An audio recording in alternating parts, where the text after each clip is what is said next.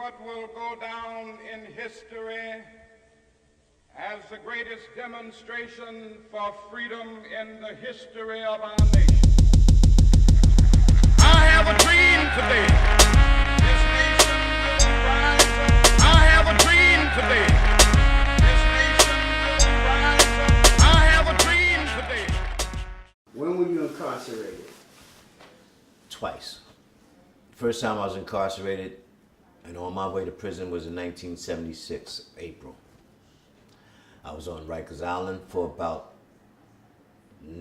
till January of the next year, January of 1977. I was sentenced the third week of January and sent up to Elmira, New York Correctional Facility, where I was supposed to begin my rehabilitation as an inmate and a convict. Once you're behind those bars, you know that you're not in control. You're just a little minute piece of everything that's going on.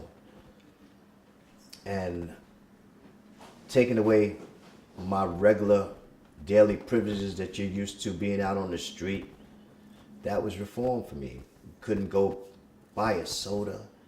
You couldn't see the sky if you're locked in.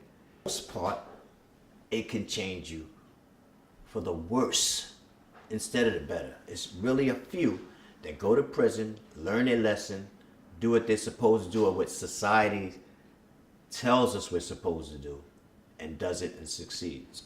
So yes, prison reform still exists, but nothing like it existed 20, 30, 40 years ago. Time around 16, and from there just escalated, you could say, to a sense of being a career criminal. You know, that's the kind of life that I chose until I was about 38 years old. You know, it went from Rikers Island, upstate, the feds. So it kind of progressed. You know, you get doing more time every time you come back. How much time I did on my last sentence was 58 months.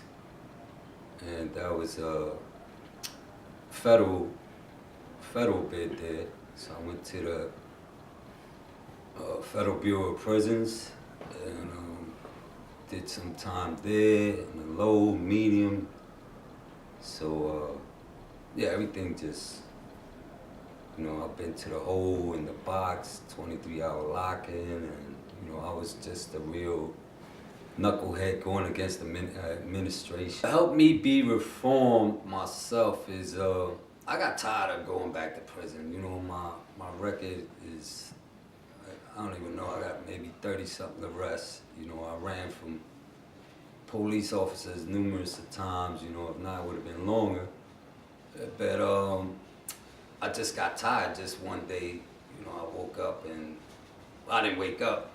I got arrested again for the third time, like going upstate again for the third time. I was just tired. And the reform came when I spoke to this brother Augustine, who I grew up with. I said, man, I'm tired of my life. And he was a Christian, and he showed me, you know, a different way.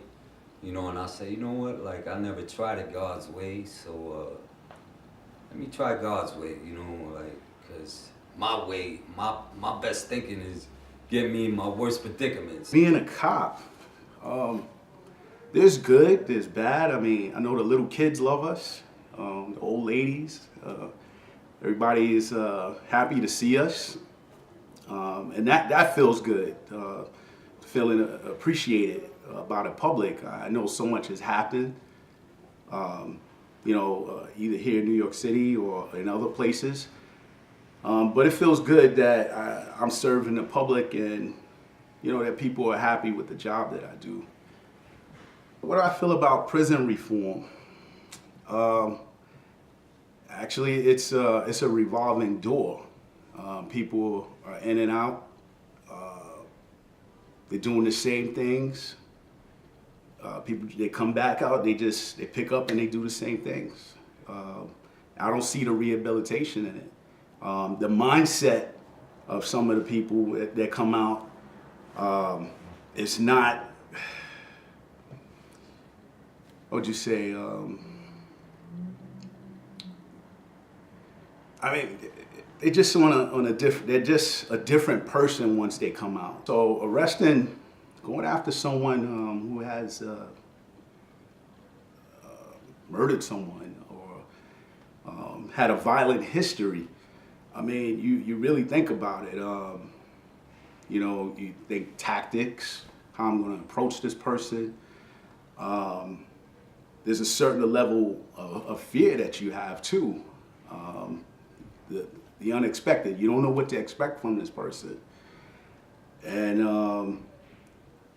you know, the grace of God, I can tell you, those encounters that I've had with people, it turned out okay. I've always had children. But right now I've been working on a job for the last 14 years. Practically since I was about a year after I was released from prison, my last time I did time. After about a year and a half that I was home, I'll start going back to attending the church because I knew there was a void in me that no woman, no job, nothing could fulfill. It's about rehabilitation. Can people be rehabilitated? I believe, yes, they can.